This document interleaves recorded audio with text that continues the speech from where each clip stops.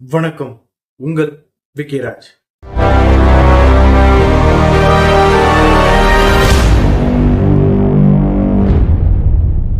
தமிழ்நாட்டில் உள்ள YouTube channel பார்த்தாலே ரொம்பவும் பிரபலமான பரிச்சயமான சேனல் எதுன்னு பாத்தீங்கன்னா பரிதாபங்கள் சேனலுங்க. இந்த பரிதாபங்கள் சேனலுக்கு எதிரா பயங்கரமான போர்க்கொடி எல்லாம் இப்ப எடுத்திருக்காங்க. இந்த பரிதாபங்கள் சேனலை வழிநடத்திட்டு வர ரெண்டு நபர் யார் பாத்தீங்கன்னா கோபி சுதாகர்.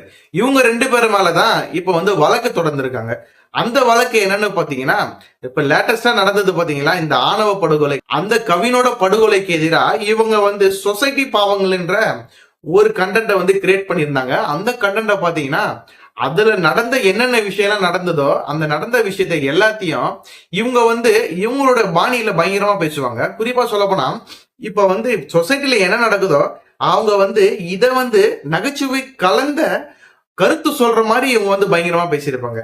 அதே மாதிரிதான் இந்த ஆணவ கொலையையும் பயங்கரமா பேசியிருந்தாங்க அவங்களுடைய பாணியில. சொல்ல போனா கோபி சுதாகர் இவங்க ரெண்டு நபர்களையும் பிடிக்காத ஆளே இருக்க மாட்டாங்க. அதாவது எந்த நபரை இவங்க கலாய்க்கிறாங்களோ அந்த நபரு இவங்க மேல ஆசையா சூப்பரா பண்ணீங்க தம்பி அப்படின்னு பேசுற அளவுக்கு வச்சிருவாங்க. ஏன்னா அதுல நகைச்சுவையும் இருக்கும், கருத்தும் சொல்லியிருப்பாங்க. அதே மாதிரிதான் இந்த ஆணவ படுகொலை பத்தியும் இவங்க நகைச்சுவை கலந்த கருத்தை பேசியிருந்தாங்க.